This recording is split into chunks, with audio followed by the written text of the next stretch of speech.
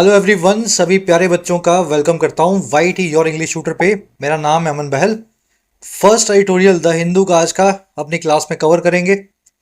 Alaska में जो summit हुई थी रिसेंटली ट्रंप और पुतिन की, उस समिट के बाद में क्या होने वाला है यूक्रेन के अंदर, इस चीज़ को अब इस आर्टिकल में समझेंगे। पढ़ने में आसान है आर्टिकल, फुल ऑफ वोकैब है। अगेन मैं वही आर्टिकल चूज करता हूं जिससे आपको मैक्सिमम लर्निंग मिले, ढेर सारी ग्रामर सीखो, नए नए कॉन्सेप्ट सीखो। तो चलिए बिना देरी के शुरू करते हैं। क्लास में नए आए हैं जरूर से चैनल को सब्सक्राइब करें। हमारी कोशिश ये है कि यूट्यूब की भले ही लेट आने वाली क्लास है लेकिन बेस्ट एडिटोरियल क्लास हो। रीडिंग, ग्रामर, वोकैब, हर एस्पेक्ट को अपने इंग्लिश के साथ में लेकर के चलते हैं।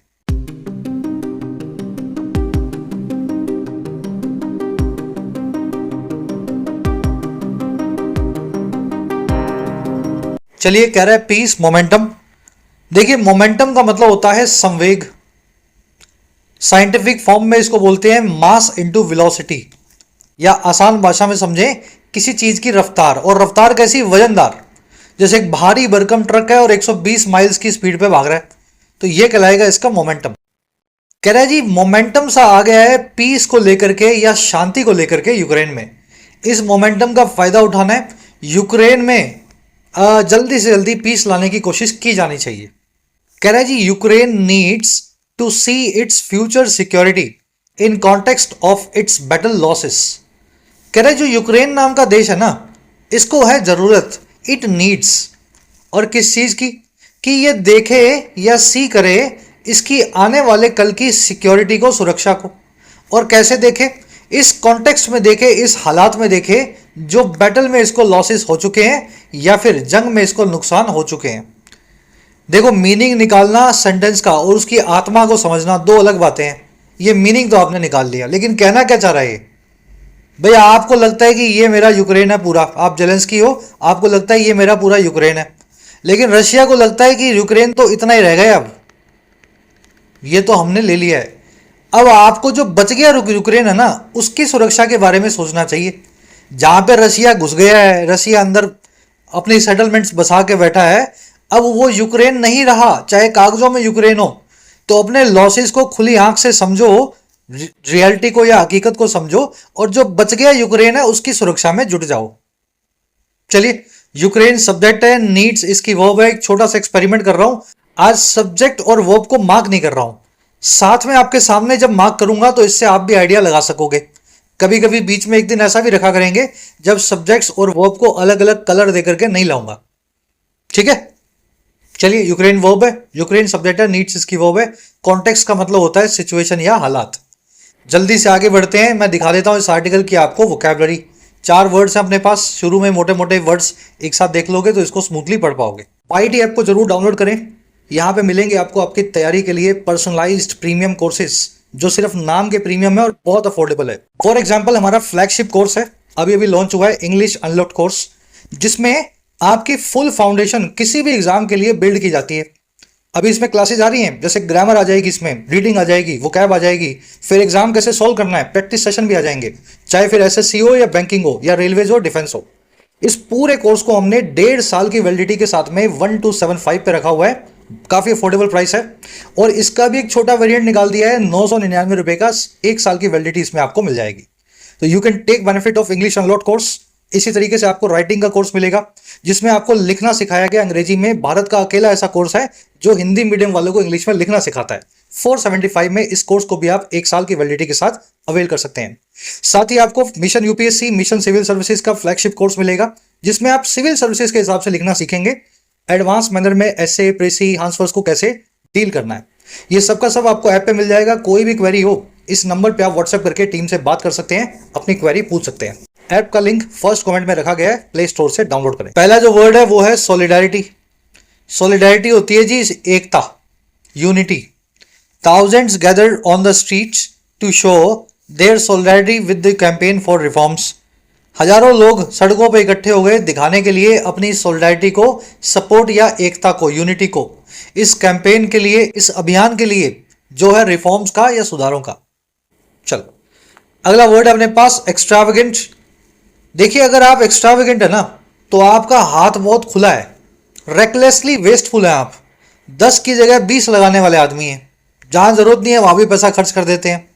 एक्स्ट्रावेगेंट एक थोड़ा सा नेगेटिव कनोटेशन वाला वर्ड है। एक होता है जी आपका दिल खुला है, और एक है जी आपका दिल, पॉकेट, सब कुछ खुला है, जहां जरूरत नहीं है वहां भी पैसा बहा देते हो। तो थोड़ा सा नेगेटिव टाइप का वर्ड है ये। Mister Mallya, now a financial fugitive in India, has always been an extravagant epicurean. कह रहे जो माल्या है, विजय माल्या, जो एक आर्थिक भगोड़े हैं भारत में, अब जाकर के नाउ अ फाइनेंशियल फ्यूजिटिव, वो हमेशा से ही एक खर्चीले या एक्स्ट्रावेगेंट एपिक्यूरियन रहे हैं। एपिक्यूरियन भी बड़ा अच्छा वन वर्ड अंग्रेजी में, ऐसा आदमी जो मौज मस्ती के पीछे भागे, हेडोनिस्ट बोलते हैं इसको, है ना, बस मजा लेना जिंदगी का। तो एपिक्यूरियन टाइप का आदमी है, और एक्स्ट्रावेगेंट तो थे ही, है ना, बहुत खर्चीले टाइप के पर्सन थे। एक्स्ट्रावेगेंट को स्पेंड थ्रिफ्ट भी बोलते हैं, प्रोडिगल, फ्लैम्बॉयंट, सारे अच्छे अच्छे वर्ड हैं। और इसके लिए अंग्रेजी में एक और वर्ड है स्कॉन्ड्रर। देखिए स्कॉन्ड्रर तो एक्स्ट्रावेगेंट का भी एक कदम आगे है। स्कॉन्ड्रर तो ऐसा आदमी है जो दूसरे के पैसे को भी खर्च कर देगा, समझ पा रहे हो। तो स्कॉन्डर वर्ब यानी एकदम वेस्ट कर देना पैसे को, या किसी भी रिसोर्स को खर्च कर देना, तो वहां से स्कॉन्ड्रर नाम का वर्ड बनाया हुआ है। अगला वर्ड है अपने पास कॉक्स, COAX। कॉक्स का मतलब होता है किसी को बहलाना, फुसलाना या मनाना, किसी काम को करने के लिए। वो तैयार नहीं है लेकिन आप उसको लॉजिक दे रहे हो, अच्छे बुरे सच्चे झूठे हर तरह के, ताकि वो मान जाए आपकी बात। जब भी किसी काम के लिए मनाते हो तो कॉक्स इनटू करते हो, coax into doing something. Coax को परसुएड करना भी बोलते हैं। परसुएड आसान वर्ड है, आसान वाला सिनोनिम है इसका। ये वर्ड आप आर्टिकल में आज देखेंगे, किसी को मनाने के लिए यूज होता है। The mother coaxed her little daughter into taking her medicine. माता जी ने कॉक्स किया या बेला फुसला के मनाया छोटी बच्ची को, लिटिल डॉटर को, और किस काम में? इनटू लगा के बताएगा। कॉक्स इनटू किया मेडिसिन को लेने में, दवाई को लेने में। इसको ऐसा भी लिख सकते थे, the mother persuaded her little daughter to take her medicine. ठीक है ना, persuade to do something, coax into doing something. चलो ये छोटी बारीकियां पकड़ना बहुत जरूरी है, वर्ड पकड़ लेने से कुछ नहीं होता। यूज कैसे करना है? कॉक्स के इनटू की तरह आप एंटाइस इनटू भी लिख सकते हो। एंटाइस में तो बहुत ही ज्यादा किसी को आप, है ना, बहला ही देते हो एकदम झूठ वूठ बोल करके। कैजुअल करना भी बोलते हैं। कैजुअल जो है कॉक्स का थोड़ा सा माइल्ड फॉर्म है। चलिए आज ये वर्ड आप आर्टिकल में देखेंगे, परसुएड। अगला वर्ड अपने पास एक्सपीडियंट। जो चीज वक्त और मौके की नजाकत के हिसाब से जरूरी हो, प्रैक्टिकल हो, व्यवहारिक हो, उसको बोलते हैं expedient. A miser would not spend money even when it is expedient to spend. एक माइजर जो है, एक कंजूस आदमी जो है, पैसा खर्च नहीं करेगा यहां तक कि तब भी जब पैसा खर्च करना एक्सपीडियंट हो या फिर व्यवहारिक हो। The company is trying to apply its latest invention in expedient way. Company कोशिश कर रही है कि वो अप्लाई करे अपनी लेटेस्ट इन्वेंशन को, नई खोज को, और कैसे? एक व्यवहारिक तरीके से, एक्सपीडियंट वे में। तो ये वर्ड देखो आप, व्यवहारिक की तरह यूज होने वाला वर्ड है। व्यवहारिक को प्रैग्मेटिक भी बोलते हैं, जो प्रैक्टिकल हो। ये प्रैग्मेटिक नाम का वर्ड आज आप आर्टिकल में देखेंगे। चलिए लास्ट वर्ड अपने पास प्रिक्लूड। ये बना है प्री प्लस में एक्सक्लूड से। देखिए इंक्लूड मतलब दायरे में लेना, एक्सक्लूड मतलब दायरे से निकाल देना। प्री एक्सक्लूड मतलब पहले से निकाल देना। किसी चीज को आपने दिमाग में आने नहीं दिया, कैलकुलेशन का पार्ट ही नहीं बनाया, प्रिक्लूड कर दिया, प्री एक्सक्लूड। चलो, any diet plan should preclude fast food. किसी भी डाइट प्लान को पहले से निकाल देना चाहिए, प्रिक्लूड कर देना चाहिए फास्ट फूड को, जंक फूड को। चलिए प्रिक्लूड को रूल आउट करना भी बोलते हैं, खारिज करना। एज ए रूल किसी चीज को आपने आउट कर दिया, समझ पा रहे हो? डाइट खा रहे हो आप, अच्छी डाइट ले रहे हो, तो एज ए रूल आपने जंक फूड को आउट कर रखा है, तो रूल आउट किया हुआ है, खारिज किया हुआ है। ऐसे ही वर्ड याद रखोगे तो रह जाएगा। ऑब्विएट करना भी बोलते हैं इसको। आज रूल आउट नाम की फ्रेजल वर्ब आर्टिकल में आप देखेंगे। पांचों ही वर्ड आज के दांसू हैं, नए नए वर्ड्स आपको सीखने को मिले होंगे। स्क्रीनशॉट ले लो या इसको कमेंट सेक्शन में टेलीग्राम का लिंक है, वहां से डाउनलोड कर सकते हो। अब आओ आर्टिकल पे एक समरी आपको दें किस बारे में लिखा हुआ है। देखो आज की टोन है व्यवहारिक। व्यवहारिक टोन क्यों है? ट्रंप और पुतिन की जो मीटिंग हुई उसमें पुतिन की डिमांड्स कुछ अजीब तरह की हैं, लेकिन सारी डिमांड्स जो है सुनने में आपको व्यवहारिक लगेंगी। पुतिन ये कहते हैं कि जहां तक मैं घुस गया हूं यूक्रेन में, वहां तक की जमीन मेरी मान लो और इस वॉर को आज ही खत्म कर देते हैं। लेकिन यूक्रेन और बाकी यूरोपियन कंट्रीज जो है ना, वो इस चीज़ के लिए तैयार नहीं है। वो कहती हैं कि हमें तो यूक्रेन पूरा का पूरा वैसा का वैसा चाहिए जो वॉर के पहले हुआ करता था। हमारा आर्टिकल कह रहा है कि बड़ी मुश्किल 3 साल बाद पीस के कुछ कोशिशें शुरू हुई हैं, क्यों ना पुतिन की बात को मान लिया जाए या उसको थोड़ा सा माइल्ड फॉर्म में मान लिया जाए। वे पुतिन मांग रहे हैं इतना बड़ा यूक्रेन, तो इतना मत दो लेकिन इतना तो दे दो। जो यूक्रेन वो कब्जा चुका है उसका एक छोटा हिस्सा दे करके पुतिन से इस वॉर को खत्म करवाओ। आगे बढ़ाने से यूक्रेन जो है अपनी जमीन खोता जा रहा है और वॉर आगे से आगे लंबी चलती जा रही है। तो इस तरीके से थोड़ा प्रेगमेटिक टोन में लिखा हुआ आर्टिकल है। अब चलिए जल्दी से आर्टिकल को शुरू करते हैं। सब्जेक्ट वर्ब आज मैंने मार्क नहीं किए हैं, खुद से आपको ढूंढने हैं। थोड़ा ये एक्सरसाइज भी आपकी होनी चाहिए, है ना। पहले पैराग्राफ को खुद से पढ़ के मीनिंग निकालो, वीडियो को पॉज कर लो, फिर अपने साथ में पढ़ेंगे।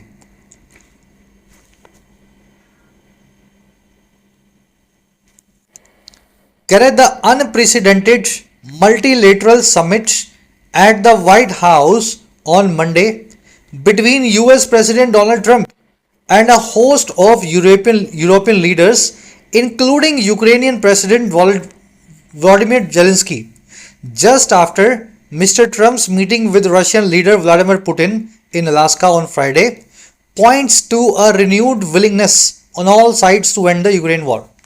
बड़ा शानदार सेंटेंस है, लंबा है। अगर ये सेंटेंस आपको पढ़ना आ गया तो आपको सिर्फ इतना ही पढ़ना था।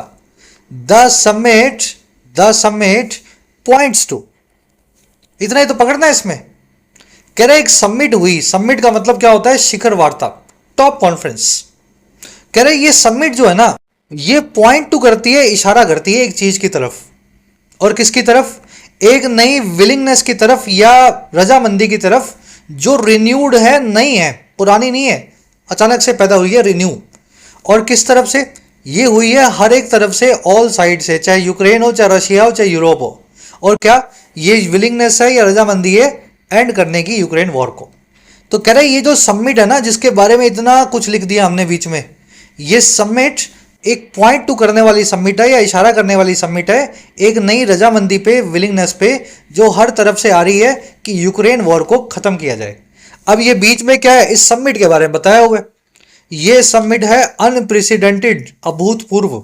अनप्रेसिडेंटेड यानी जिसका कोई प्रेसिडेंट या मिसाल ना हो, जो पहले कभी हुई ना हो। जो मल्टीलेटरल है, जिसमें कई आयाम है, एक कंट्री दो कंट्री नहीं है, इसमें बहुत सारी कंट्री शामिल है, यूरोप पूरा आ गया इसमें।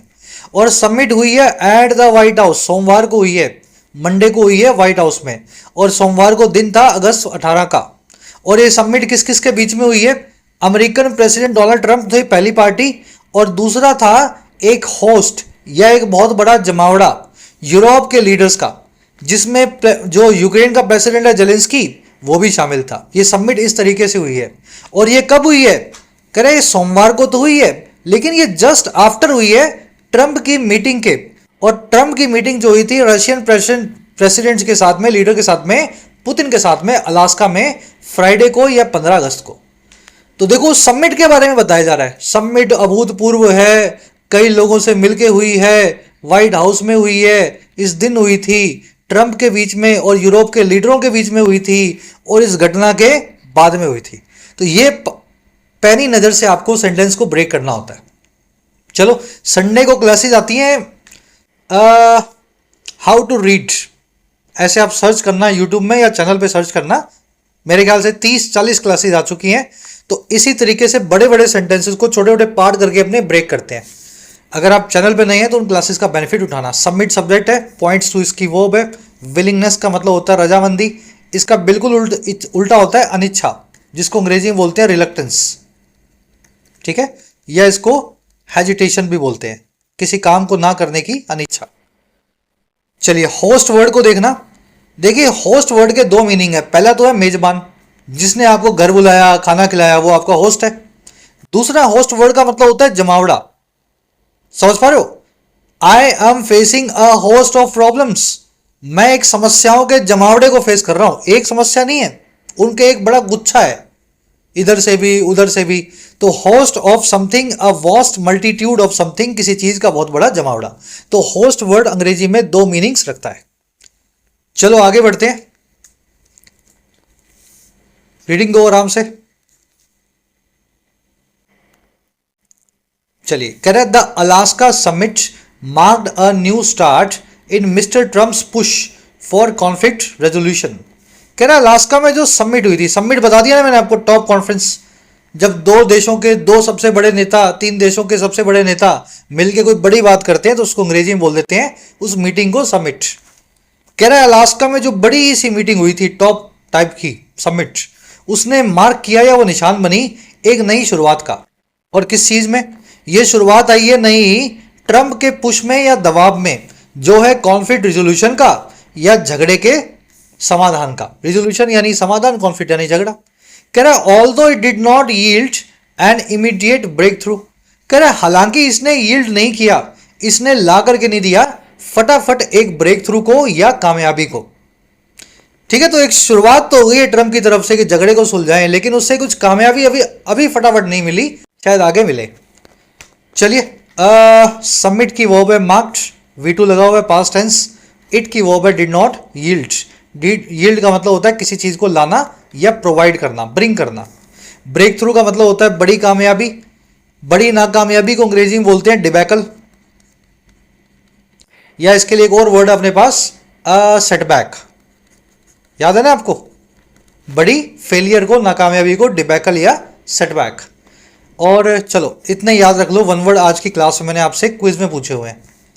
कह रहा है while Mister Trump invited Mister Zelensky to White House to discuss the Putin proposal, European leaders including the British prime minister France's president and the chief of European Commission and NATO also traveled to Washington। कह रहे जी हालांकि या जहां Trump ने बुलाया था Zelensky को, और क्यों बुलाया था? व्हाइट हाउस में बुलाया था कि डिस्कस किया जाए पुतिन के प्रपोजल को। ट्रंप ने सबको नहीं बुलाया था, बुलाया तो जेलेंस्की को था कि पुतिन से कुछ ऑफर आया है, चलो बात करते हैं उस पर। कह रहे वही हुआ क्या? यूरोप के बहुत सारे लीडर्स हैं, जिसमें ब्रिटेन के प्राइम मिनिस्टर हैं, फ्रांस के प्रेसिडेंट हैं, नेटो के, ईयू यूरोपियन कमीशन के चीफ हैं, ये भी साथ में ट्रेवल कर गए या चले गए जेलेंस्की के वॉशिंगटन में। और कैसे गए? कह रहा है जी ये सारे लोग गए in a strong show of solidarity with Ukraine, एक बहुत मजबूत प्रदर्शन के साथ या शो के साथ, जो है सोलिडारिटी का, एकता का या सपोर्ट का यूक्रेन के लिए। तो जेलेंस्की जो है उनके साथ में 5 बड़े नेता और आए, 7 8 10 बड़े नेता और भी आए। जेलेंस्की को अकेला उन्होंने ट्रंप के पास नहीं जाने दिया। चलिए, ट्रंप की वो है इनवाइटेड, ट्रंप ने इनवाइट किया था जेलेंस्की को। ये सारे लीडर्स ये ट्रेवल टू यूक्रेन या वॉशिंगटन, इन सभी ने ट्रेवल किया वॉशिंगटन की तरफ। सब्जेक्ट वो पकड़वा रहा हूं आपको। चलिए, सोलिडारिटी यानी एकता, किसी के लिए यूनिटी। कह रहा है Mister Trump's visit to the White House in February had gone poorly. कह रहा है जो जेलेंस्की की विजिट थी, मैंने ट्रंप बोल दिया शायद यहाँ। कह रहा है जो जेलेंस्की साहब की मीटिंग थी ना व्हाइट हाउस में इस फरवरी में, आज से 6 महीने पहले, वो जा चुकी थी बहुत खराब तरीके से। ट्रंप और जेलेंस्की का अच्छे से झगड़ा हुआ था। चलिए, विजिट की वो है had gone. This time Mister Zelensky and his European allies were careful not to upset their host. कह रहे लेकिन इस दफा जेलेंस्की भी और उनके यूरोप से आने वाले दोस्त भी बहुत केयरफुल थे, बहुत सजग थे, बहुत सावचेत थे कि वो अपसेट ना करें या परेशान या नाराज ना करें अपने होस्ट को, मेजबान को। तो इस बार इन्होंने ध्यान रखा कि ट्रंप गुस्सा ना हो, साथ में गए हैं जेलेंस्की के और अच्छे से इन्होंने बातचीत करवाई। चलिए, जेलेंस्की और अलाइज की वो है वर, दे वर केयरफुल। ये होस्ट वर्ड को देखना, मेजबान। पीछे आया था होस्ट एक जमावड़े के लिए, याद है ना? होस्ट ऑफ यूरोपियन लीडर्स, यहां पे होस्ट जमावड़ा था, लेकिन यहां पे होस्ट कौन है? इनका होस्ट यानी मेजबान की बात हो रही है, ट्रंप की बात हो रही है। तो अंग्रेजी में होस्ट वर्ड ये दोनों मीनिंग्स रखता है। अब वो कॉन्सेप्ट देख लो ग्रामर का जो अपने को अलग से देखना था। देखो, इंग्लिश में बहुत सारे ऐसे वर्ड्स हैं जिनकी नाउन फॉर्म और वर्ब फॉर्म एक जैसी है। जैसे अटैक, नाउन फॉर्म में अटैक का मतलब होता है हमला, वर्ब फॉर्म में अटैक का मतलब होता है हमला करना। तो V1 होगी अटैक, V2 होगी अटैक्ड, V3 होगी अटैक्ड। लेकिन जब V1 लिखी होगी तो उसको देख के आपको थोड़ा कंफ्यूजन होगा कि ये वर्ब है या नाउन है, और यहीं पे कॉन्सेप्ट अप्लाई होता है। ये सारे वो वर्ड्स हैं जिनकी नाउन फॉर्म के बाद में कोई प्रेपोजिशन फिक्स्ड है। Attack on something, order for something, stress on something, impact on something, emphasis on, है ना, इन्फ्लुएंस ऑन। लेकिन इन वर्ड्स की जब वर्ब फॉर्म लगी होती है तो उसके बाद में कोई प्रेपोजिशन नहीं आता, ये सारी वर्ब्स ट्रांजिटिव हैं, सीधे अपना ऑब्जेक्ट लेंगी। आप इसका स्क्रीनशॉट लें सुंदर सा, एक बार सभी वर्ब्स को बोल के देखें। देखो ऐसा तो कोई सुपर पावर तो अपने पास है नहीं कि आपने फोटो देखी और वर्ब सारी याद होगी, ऐसा तो हो नहीं सकता। हाँ ये जरूर हो सकता है कि 2 महीने आप एडिटोरियल क्लास लें और ये सारी वर्ब्स 2-3 बार आ जाएं, मैं हर बार आपको एक कॉन्सेप्ट करवाऊं और एक एक करके वर्ब आपके दिमाग में फिक्स होती जाए। तो ये करने के लिए आपको वर्ब्स बोल के देखनी पड़ेंगी हर बार, खुद से पढ़ के एक बार रीड करके देखो, फिर क्वेश्चंस दिखाता हूं इन पे मैं। ठीक है, स्क्रीनशॉट ले लेना इसका, अब क्वेश्चंस देखो। जैसे कि पहला सेंटेंस है, the management had a discussion on the issue lasted, यहां लगा दो दैट, ठीक है, दैट लास्टेड 3 आवर्स। दूसरा sentence, the management discussed on the issue for 3 hours. दोनों का मतलब एक ही है, मैनेजमेंट ने एक बातचीत की, डिस्कशन की इस इशू पे जो 3 घंटा चली। लेकिन पहले केस में डिस्कशन एक नाउन है और दूसरे केस में डिस्कस्ड V2 लगी हुई है, एक वर्ब है। सब्जेक्ट वर्ब ब्रेक करना पड़ेगा, मैनेजमेंट सब्जेक्ट है, वर्ब है डिस्कस्ड, या मैनेजमेंट सब्जेक्ट है, वर्ब है हैड, और हैड वर्ब का ऑब्जेक्ट है एक नाउन डिस्कशन नाम का। तो डिस्कशन जो है अपने बाद में ऑन लेता है, लेकिन डिस्कस वर्ब जो है अपने बाद में ऑन नहीं लेती।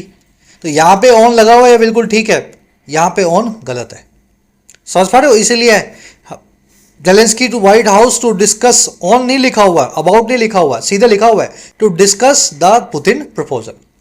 चलो ये तो डिस्कशन और डिस्कस लिखा हुआ था, थोड़ा पहचान भी लोगे आप। अब ऑर्डर वर्ब को देखो, we ordered for a pizza या for a couple of pizzas last night, we placed an order for a couple of pizzas last night. हमने ऑर्डर किया 2 पिज्जे रात को, पिज्जा होता है ना, समझते हैं ना आप, 2 पिज्जास को हमने रात में ऑर्डर किया।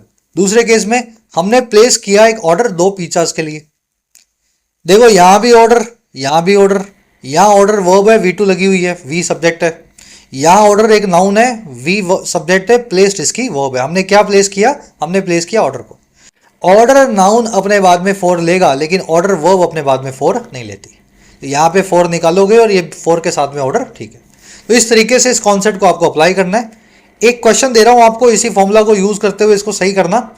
The PM stressed on the need to benefit from a demographic dividend. PM साहब ने स्ट्रेस किया या जोर दिया, स्ट्रेस करना एक वर्ब है, जोर देना, और किस पे? इस जरूरत पे कि हम बेनिफिट उठाएं अपने डेमोग्राफिक डिविडेंड का, अपनी यंग आबादी का। सही करें, कमेंट्स में डालें। कॉन्सेप्ट बड़ा आसान है, सारी वर्ब्स की लिस्ट आपके सामने है, स्क्रीनशॉट लेके इसी फॉर्मूला को अप्लाई करना, डालना कमेंट्स में। नेक्स्ट पैराग्राफ, आराम से रीडिंग दो, इसको मीनिंग निकालो। चलिए, कह रहा है the message from Europe is clear. जो मैसेज या संदेश है, पैगाम है यूरोप से, वो बड़ा साफ है। और क्या पैगाम है? ये कॉलम लगा के बताया जा रहा है। कह रहा है irrespective of Washington position, Europe is firmly committed to Ukraine security. कह रहा है मैसेज ये है कि बिना तवज्जो दिए इस बात को, इररिस्पेक्टिव ऑफ और रिगार्डलेस ऑफ, अंग्रेजी में इन दोनों फ्रेजेस का मतलब होता है बिना इस बात को तवज्जो दिए। तो बिना इस बात को तवज्जो दिए, और वो बात है कि वॉशिंगटन की क्या पोजीशन है, बिना उस पोजीशन को तवज्जो दिए यूरोप नाम का जो कॉन्टिनेंट है वो बड़े मजबूत तरीके से वचनबद्ध है, कमिटेड है यूक्रेन की सिक्योरिटी को लेकर के। तो ये मैसेज जो है यूरोप ने सारी दुनिया को दिया। यूरोप की वर्ब है इज, सॉरी मैसेज की वर्ब है is, message from Europe is clear. यहां पे यूरोप की वर्ब है इज कमिटेड, कमिटेड यहां पे एक्चुअल में एडजेक्टिव है, वर्ब की थर्ड फॉर्म। यूरोप वचनबद्ध है, तैयार है, कमिटेड है। कह रहा है जी but European leaders also recognize that they lack the capability to continue to back Ukraine in a war. It is not winning. कह रहे लेकिन यूरोप के लीडर्स जो है ना, वो इस चीज को भी रिकॉग्नाइज करते हैं, इस बात को भी समझते हैं। और किस बात को? कि वो लैक करते हैं, उनके पास नहीं है क्षमताएं या कैपेबिलिटी कंटिन्यू करने की, जारी रखने की, बैक करना या सपोर्ट करना यूक्रेन को एक ऐसी वॉर में that it is not winning, जो कि यूक्रेन नहीं जीत रहा। तो ये यूं तो कह रहे हैं कि हम अमेरिका साथ में हो या ना हो, हम यूक्रेन को सपोर्ट करेंगे, लेकिन वो इस बात को भी समझते हैं कि अकेले मिल करके वो सब यूरोप की कंट्रीज जो है यूक्रेन को ये वॉर नहीं जितवा सकते, सपोर्ट कर सकते हैं लेकिन जितवा नहीं सकते। और कैसे, कब नहीं जितवा सकते? Should the US cut off its weapon supply to Kyiv. कह रहे हैं अगर ऐसा हो जाए, अगर यूएस जो है कट ऑफ कर दे या काट दे, खत्म कर दे अपने वेपन्स की सप्लाई को कीव की तरफ या यूक्रेन की तरफ। फर्स्ट कंडीशनल लगा हुआ है, ऑल्टरनेटिव फॉर्म है, अभी डिटेल में करवाऊंगा आपको, मीनिंग निकाल लो। पहले वाला ऊपर वाला तो देख लिया, मैसेज इनका साफ है कि कोई भी पोजीशन हो वॉशिंगटन की, हम यूक्रेन की सिक्योरिटी के लिए खड़े हैं। लेकिन ये बात भी हम समझते हैं कि ज्यादा दिन खड़े नहीं रह पाएंगे अगर अमेरिका ने वेपन्स यूक्रेन को भेजना बंद कर। चलो अब सब्जेक्ट वर्ब देख लो। लीडर्स की वर्ब है रिकॉग्नाइज, ठीक है। इट आया है यूक्रेन के लिए, it is not winning. US subject है, वर्ब है इसकी शुड कट ऑफ, यहां लगा हुआ है फर्स्ट कंडीशनल जो आपको मैं अभी डिटेल में करवाऊंगा, पूरी स्ट्रक्चर समझाऊंगा इसकी। चलिए, कह रहे so the challenge before the French and British leaders was to persuade Mister Trump. कह रहे इस प्रकार से जो चैलेंज था ना, जो सारी चुनौती थी, और किन के सामने? मैक्रों और ब्रिटिश जो है प्राइम मिनिस्टर के सामने, फ्रांस के प्रेसिडेंट और ब्रिटिश प्राइम मिनिस्टर के सामने, वो था परसुएड करना, मना लेना, कॉक्स करना ट्रंप को। कह रहा और ट्रंप कौन है? ही has already ruled out NATO membership for Ukraine. ये वही ट्रंप है जो पहले से रूल आउट कर चुका है, खारिज कर चुका है नेटो की सदस्यता को यूक्रेन के लिए। तो इनके पास यही चैलेंज है कि ये कैसे ट्रंप को मनाएं, परसुएड करें, और किस काम के लिए? To offer some form of American support for security guarantees to Ukraine as part of finance settlement. कि ट्रंप ऑफर कर दे किसी फॉर्म को, किसी रूप को अमेरिका के सपोर्ट का, सिक्योरिटी के लिए, सुरक्षा के लिए, या गारंटी के तौर पे सुरक्षा के लिए यूक्रेन को एक पार्ट के तौर पे, एक हिस्से के तौर पे अपनी फाइनल सेटलमेंट का। तो बस यही चाहते हैं वो। ट्रंप ऑलरेडी बोल चुका है नेटो में तो लाएंगे नहीं यूक्रेन को, वो बात तो रूल आउट हो चुकी है। तो अब इनके पास चैलेंज ये है कि कम से कम ट्रंप से इतनी हाँ भरवा लें कि अब अगर हमला खत्म हुआ यूक्रेन पे तो यह अमेरिका खड़ा रहेगा पीछे, फिर से अगर रशिया ने 6 महीने बाद, साल बाद हमला किया तो। बस ये गारंटी वो अमेरिका से चाहते हैं। चलिए स्ट्रक्चर देखो। Challenge, challenge was, challenge subject है, वॉज इसकी वर्ब है। परसुएड करना, किसी को किसी काम के लिए मनाना, तो यहां मनाया जा रहा है ट्रंप को। और किस चीज के लिए? ये बीच वाला पूरा छोड़ दो, ये परसुएड किया जा रहा है कि वो ऑफर करें, persuade Mister Trump to offer some American support, ठीक है ना। और ट्रंप के लिए बीच में बताया गया he has already ruled out, he आया ट्रंप के लिए, वर्ब है इसकी has ruled out, perfect tense में, ट्रंप पहले से खारिज कर चुके हैं। थोड़ा मुश्किल लग रहा होगा पढ़ने में, ये स्ट्रक्चर अजीब सी होती है ना, लंबी होती है। चलो अब एक कॉन्सेप्ट सिखाता हूं आपको, एक नहीं 2 सीखेंगे। पहला कॉन्सेप्ट है परसुएड का, अभी मैंने आपको बताया। देखो ये बीच वाला है ना, ये सारा भूल जाओ, ये डैश से लेकर के डैश तक का जो है ये पूरा का पूरा आप भूल जाओ। अब इस सेंटेंस को आप पढ़ोगे तो परसुएड वर्ब की आपको सही फॉर्म पता लगेगी। Persuade Mister Trump to offer some form of support. तो परसुएड का मतलब होता है किसी को कोई काम करने के लिए मनाना। Persuade someone to do something से ये स्ट्रक्चर यूज होती है। आपके सामने ही है परसुएड ट्रंप टू ऑफर, है ना, persuade someone to do something. लेकिन परसुएड का एक मिलता जुलता वर्ड और है अंग्रेजी में, डिसुएड। डिसुएड का मतलब होता है किसी को मनाना, लेकिन किसी काम को ना करने के लिए। समझ पा रहे हो? इसमें भी मनाओगे आप, लेकिन कैसे मनाओगे? ऐसे मनाओगे कि मैं कोई काम ना करूं। परसुएड एक पॉजिटिव वर्ड है, किसी काम को करने के लिए मनाते हो। डिसुएड में किसी काम से दूर रहने के लिए मनाते हो। डिसुएड की स्ट्रक्चर अलग है, इसमें डिसुएड समवन फ्रॉम डूइंग समथिंग आपको लिखना होता है। चलो अगर ये 5 मिनट में 2 मिनट मैंने जो बोला आपने समझ लिया तो ये कॉन्सेप्ट आपके दिमाग में बैठ गया। अब क्वेश्चंस कैसे एक्सपेक्ट करेंगे हम? ही परसुएडेड या डिसुएडेड मी गिव अप स्मोकिंग। उसने मुझे मनाया स्मोकिंग गिव अप करने के लिए। दोनों में से कौन सा वर्ड यूज करूं? गिव अप का मतलब है छोड़ देना, त्याग देना। स्मोकिंग का मतलब आप समझते हैं, वो मुझे मनाएगा ना स्मोकिंग छोड़ने के लिए। या आप किसी को मनाते हो कि स्मोकिंग शुरू कर भाई, ऐसा नहीं होता ना। कॉमन सेंस लगाओ, ऐसा मत सोचो सर मैंने तो किसी को मनाते, कोई किसी को मना भी सकता है, ग्रामेटिकली तो ये भी सही है। ग्रामर को छोड़ो, आप कॉमन सेंस लगाओ। किसी को आप कैसे मनाओगे? स्मोकिंग छोड़ने के लिए या पीने के लिए? देखो गिव अप लिखा हुआ है तो छोड़ने की बात हो रही है, छोड़ने के लिए आप मनाओगे। और अगर आप मनाओगे तो इसका मतलब आप उसको अच्छे काम के लिए पॉजिटिव तरीके से परसुएड करोगे। समझ पा रहे हो? तो यहां पे वर्ड यूज होगा he persuaded me to give up smoking. Structure आपको ऐसी बनानी है। लेकिन अगला सेंटेंस देखो, ही परसुएडेड या डिसुएडेड मी कंटिन्यू टू स्मोक। उसने मुझे मनाया इस काम को ना करने के लिए या करने के लिए। वो मुझे क्या मनाएगा कि स्मोकिंग करना कंटिन्यू रखूं या स्मोकिंग करना बंद कर दूं? मुझे मनाएगा कि मैं स्मोकिंग करना कंटिन्यू नहीं करूं। अब यहां पे नेगेटिव फीलिंग आ रही है, तो वो मुझे डिसुएड करेगा, परसुएड नहीं करेगा। ऐसा कोई दोस्त नहीं होता कि आपने स्मोकिंग बंद कर दी और दोस्त आपसे जिद कर रहा आके कि नहीं पीनी पड़ेगी तुझे, बंद क्यों कर रहा है, ऐसा नहीं होता ना। तो उसने मुझे डिसुएड किया कि मैं कंटिन्यू नहीं करूं स्मोक को, यानी इस काम को बंद कर दूं। तो he dissuaded me from from continuing to smoke. ठीक है, तो ये स्ट्रक्चर जो है इस तरीके से दोनों की बनानी होती है आपको। चलो अब फर्स्ट कंडीशनल देख लो, ये शुड क्या था बीच में। देखो फर्स्ट कंडीशनल आप समझते हैं, अगर ऐसा हुआ तो ऐसा हो जाएगा। अगर तुम मेरी मदद करोगे तो मैं तुम्हारी मदद करूंगा, अगर तुम सच बताओगे तो मैं तुम्हें छोड़ दूंगा। तो ये जब काम होते हैं फर्स्ट कंडीशन में बताए जाते हैं। और इसकी स्ट्रक्चर क्या होती है, इफ से शुरू होती है, वर्ब की फर्स्ट फॉर्म से आप कंडीशन बताएंगे। If she needs my help I will be available. अगर उसको मेरी जरूरत होगी मदद की तो मैं अवेलेबल होऊंगा। तो ये स्ट्रक्चर इसकी स्टैंडर्ड स्ट्रक्चर है। लेकिन इसको आप चेंज भी कर सकते हैं। आप इसमें से इफ को निकाल दें और यहां पे शुरू में लिख दें इफ की जगह पे शुड को। शुड शी नीड या needs my help I will be available. ये फर्स्ट कंडीशनर की ऑल्टरनेटिव फॉर्म होती है। ध्यान ये रखना है कि शुड को शुरू में लाए हो तो वर्ब की बेस फॉर्म का इस्तेमाल होगा।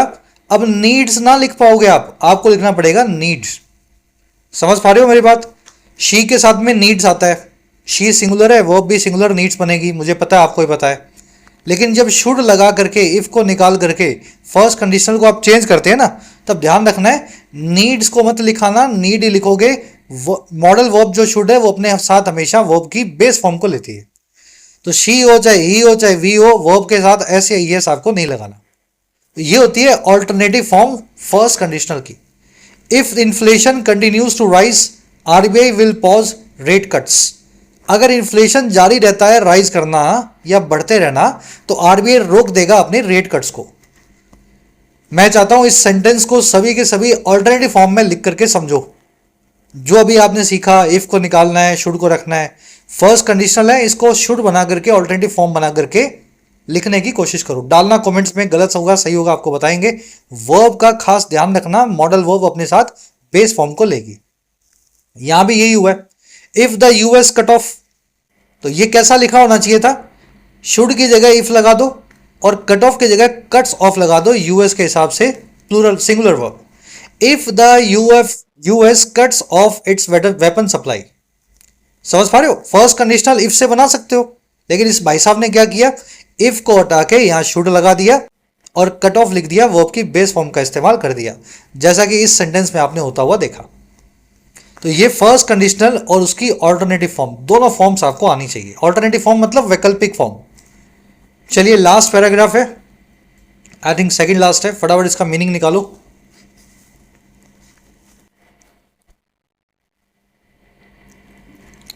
कह रहा है Europe has already begun planning to send a reassurance force to Ukraine. Europe ने पहले से ही शुरू कर दिया है, हैव ऑलरेडी या हैज ऑलरेडी बिगन। बिगन यहाँ पे V3 है, बिगिन की, बिगिन बिगेन बिगन, ठीक है, V3 देख लेना। तो इसने शुरू कर दिया है कि ये प्लान करेगा सेंड करना एक रीअश्योरेंस फोर्स को यूक्रेन के लिए। अश्योरेंस मतलब भरोसा, रीअश्योरेंस मतलब फिर से भरोसा, यानी किसी के लिए सपोर्ट। आप किसी को बार बार बोल रहे हो कि चिंता मत करो, मैं बैठा हूं, भरोसा रखो, तो ये सपोर्ट दे रहे हो ना आपको। तो यूरोप पहले से प्लान कर रहे हैं कि एक फौज जो है यूक्रेन में भेजेंगे जो भरोसा या सपोर्ट दिलाएगी यूक्रेन को जंग में जीतने का। कह रहे mister Trump's comments signalling support for the idea of security guarantee were a small but significant break through.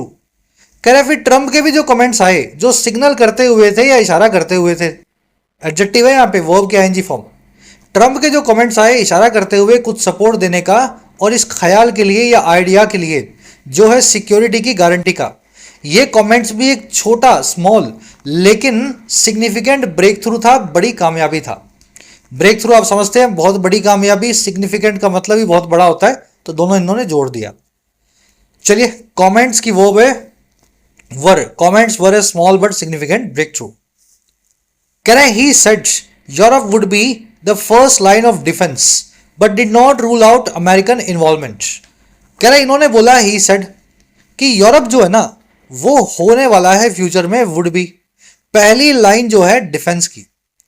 अगर रशिया ने फिर से अटैक कर दिया यूक्रेन पे आज से 5 साल बाद या 6 महीने बाद, तो सबसे पहले जो मदद करने आएगा, जो लाइन ऑफ डिफेंस बनेगा, वो यूरोप बनेगा, अमेरिका नहीं बनेगा, ऐसा उन्होंने कहा। लेकिन but did not rule out, इन्होंने रूल आउट भी नहीं किया, खारिज भी नहीं किया अमेरिका की इन्वॉल्वमेंट को या इसकी साझेदारी को। जी adding that mister Putin would accept western security guarantees for Ukraine. ये बात उन्होंने ऐड करते हुए कहा कि मिस्टर पुतिन जो है वो भी एक्सेप्ट कर लेंगे वेस्ट से आने वाली सिक्योरिटी गारंटी को, अगर अमेरिका ने कोई गारंटी दी है यूक्रेन के लिए। मतलब सीधे सीधे नहीं बोल रहे कि मैं यूक्रेन के साथ खड़ा होऊंगा, ऐसा नहीं बोल रहे। वो सारा जो है जिम्मा डाल रहे यूरोप पे, यूक्रेन को कुछ हुआ तो यूरोप को आगे आना होगा। लेकिन यूं भी नहीं बोल रहे कि मैं भी नहीं आऊंगा, है ना। यूक्रेन के लिए यूरोप को आगे आना होगा, लेकिन हो सकता है मुझे भी आना पड़े। मैं इस बात को खारिज नहीं करता हूं, रूल आउट नहीं करता हूं, ऐसा ट्रंप का कहना है। चलिए, ही की वर्ब है सेड, वर्ब की सेकंड फॉर्म लगी हुई है, ही आया ट्रंप के लिए। यूक्रेन की वर्ब है would be. Line of defence आप समझते हैं। ही की दूसरी वर्ब है rule out, he did not rule out, ऐसा समझ लो, है ना। Did not rule out, rule out करना, प्रिक्लूड करना, खारिज करना। पुतिन की वर्ब है वुड एक्सेप्ट। कह रहे जी the next big question is on where to draw the ceasefire line. अगला जो बड़ा क्वेश्चन है, सवाल जो है वो इस चीज पे है कि कहां पे ड्रॉ करें या कहां पे बनाएं सीज फायर की लाइन को। रशिया को यूक्रेन का कितना बड़ा हिस्सा दे दिया जाए और सीज फायर करवा लिया जाए। चलिए, क्वेश्चन की वर्ब है इज। चलिए, कह रहा है mister Putin wants all of Donbas and is willing to freeze the front line in the south.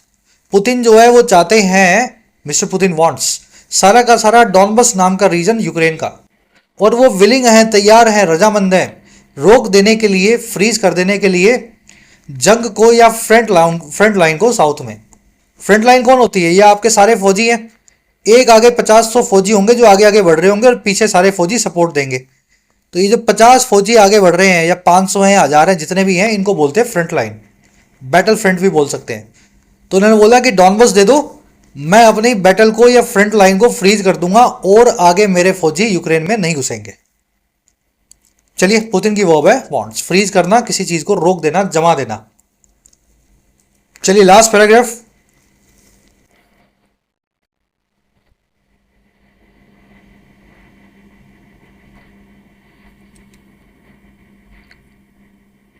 शुरू करें इसको। कह रहा है mister Zelensky and his European partners have so far ruled out any territorial concessions for piece. कह रहे फिर Zelensky की बात करें और उनके यूरोप के जो पार्टनर्स हैं, फ्रांस के, यूक्रेन जो जर्मनी के या यूके के, कह रहे इन्होंने अभी तक है ना सो फार खारिज किया है, रूल आउट किया है किसी भी तरह के टेरिटोरियल कंसेशन को। कंसेशन यानी छूट या सरेंडर। कंसीड वर्ब का मतलब होता है अंग्रेजी में सरेंडर करना, किसी चीज को सामने वाले को दे देना। वहीं से आपने कंसेशन वर्ड बनाया है, इसका पहला मीनिंग होता है डिस्काउंट, दूसरा मतलब होता है सरेंडर। तो इन्होंने टेरिटरी को सरेंडर करने का, पीस के लिए या शांति के लिए, कोई भी ऐसा जो सरेंडर करने का काम है ना, अभी तक तो वो उसको खारिज कर रहे हैं, कह रहे हैं कि हम 1 इंच भी नहीं देंगे जो है रशिया को। कह रहे हैं जी but all sides are ready to continue talks. लेकिन सारी साइड्स, सारी तरफ, सारे पाले तैयार हैं, रेडी हैं जारी रखने के लिए बातचीत को। तो अभी नहीं माने तो आगे मान जाएंगे, कहने का मतलब ये। Zelensky and partners, Zelensky and company, इस पूरे की वर्ब है have ruled out. So far adverb बता रही है, परफेक्ट टेंस का इस्तेमाल होगा प्रेजेंट में। अभी तक उन्होंने रूल आउट किया है। कंसेशन आपने देख लिया, सरेंडर। कह रहा है जी mister Zelensky should accept a pragmatic approach weighing Ukraine future security against its present battlefield vulnerabilities. कह रहे जी जो जेलेंस्की है उनको अडॉप्ट करना होगा, अपनाना होगा एक व्यवहारिक अप्रोच को। ऐसे लकीर का फकीर नहीं बन जाना है कि नहीं दूंगा 1 इंच रशिया को, वो अंदर आके बैठा है आपके ऑलरेडी। तो इनको एक व्यवहारिक अप्रोच को अपनाना होगा, वे करते हुए या तोलते हुए यूक्रेन के फ्यूचर की सिक्योरिटी को, आने वाले कल की सुरक्षा को। और किसके सामने तोलना है? इनके प्रेजेंट में बैटल फील्ड में या जंग के मैदान में जो वल्नरेबिलिटीज है, कमजोरियां हैं उसके सामने। समझ गए ना? अगर आप प्रेजेंट में हार रहे हो और फ्यूचर में सब कुछ हार जाओगे, तो जो हार गए उसको भूल जाओ और गेम से बाहर निकल जाओ। तो ये प्रैग्मेटिक अप्रोच इनको अपनानी हो सकता है पड़े। चलिए, जेलेंस्की की वो है शुड अडॉप्ट, अडॉप्ट करना, अपना लेना। प्रैग्मेटिक होता है व्यवहारिक, वे करना किसी चीज को तोलना, वे अगेंस्ट करना किसी चीज के सामने तोलना। वल्नरेबिलिटी होती है आपकी कमजोरियां। बैटलफील्ड आप समझते हैं जंग का मैदान। कह रहा है जी mister Putin should realize thus this may be his best opportunity to end the war that he launched in February 2022। कह रहा है पुतिन को भी रियलाइज करना होगा कि ये जो है ना ये हो सकता है उनकी सबसे अच्छी अपॉर्चुनिटी हो या मौका हो खत्म कर देने का इस वॉर को। और ये वही वॉर है जो इन भाई साहब ने लॉन्च की थी फरवरी 2002 में, 2022 में, आज से 3 साल पहले।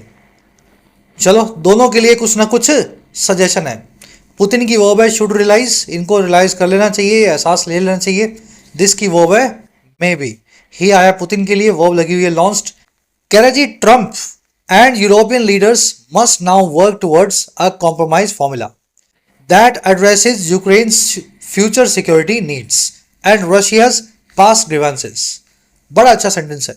कह रहा है अब जो ट्रंप है ना और यूरोप के जो लीडर्स हैं उनको वर्क टुवर्ड करना होगा, इस तरफ आगे बढ़ना होगा, काम करते हुए आगे बढ़ना होगा एक समझौते के फॉर्मूला की तरफ। और ऐसा फॉर्मूला हो दैट जो संबोधित करे या हल निकाले यूक्रेन के आने वाले कल की सुरक्षा की जरूरतों का और रशिया के पास्ट की या अतीत के कंप्लेंट्स का, ग्रीवांसेस का, शिकायतों का। तो कुछ ऐसा फॉर्मूला निकालो यूक्रेन पे आगे अटैक ना हो और रशिया को आगे से यूक्रेन के साथ कोई गिला शिकवा ना हो। ट्रंप और यूरोपियन लीडर्स की वो है must not work, they work toward something, compromise यानी समझौता। दैट आया है इस समझौते वाले फॉर्मूला के लिए। दैट की वर्ब एड्रेसेस, ठीक है ना। ग्रीवांस का मतलब होता है कंप्लेंट, शिकायत, गुस्सा।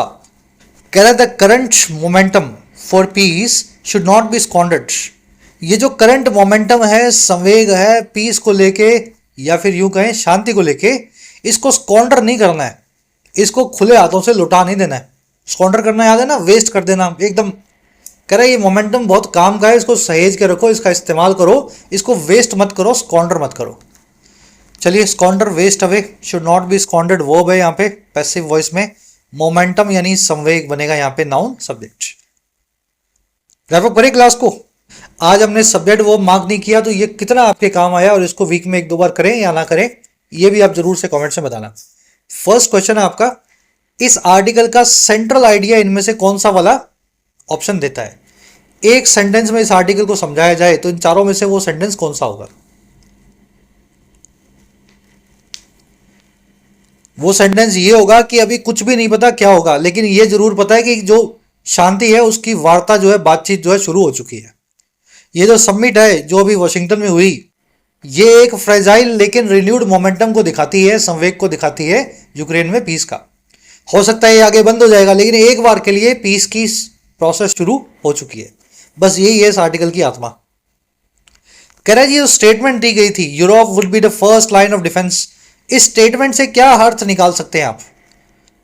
डोनाल्ड ट्रंप के ये कहना कि यूरोप जो है पहली लाइन ऑफ डिफेंस होगा, तो इसका आप क्या मतलब निकालते हो? इसका सिंपल मतलब है कि अगर हमने समझौता करवा दिया और रशिया यूक्रेन की वॉर खत्म हो गई और रशिया को फिर 6 महीने बाद अटैक करना हुआ यूक्रेन पे, तो सबसे पहले यूक्रेन के साथ यूरोप खड़ा होगा फर्स्ट लाइन ऑफ डिफेंस बन के। फिर जब मजबूरी आ जाएगी, जब हाथ से बात निकलेगी, तब यूएसए वॉर में शामिल होगा। तो Europe will bear the initial responsibility but the US involvement is not ruled out. समझ पा रहे हो? तो ये इन्फर कर सकते हो आप इस बात से। 3 वोकैब के क्वेश्चन है अपने पास। एक्सपीडियंट का सिनोनिम पूछा है, एक्स्ट्रावेगेंट कौन होता है, और डिबेकल का मीनिंग क्या है, ये भी एक वन वर्ड है अंग्रेजी में। और फिर आपको मिलेंगी 3 एरर्स। पहली मिलेगी फर्स्ट कंडीशनल की वजह से, दूसरी डिमांड नाम के वर्ड के आसपास, और तीसरी मिलनी चाहिए डिसुएड की वजह से। आंसर्स इस वीडियो के फर्स्ट कमेंट में डाल दिए गए हैं, जाएं और वीडियो के नीचे चेक करें, और आउट ऑफ 8 कितने मार्क्स मिले जरूर से शेयर करना। कल आपसे मुलाकात लेंगे। Until then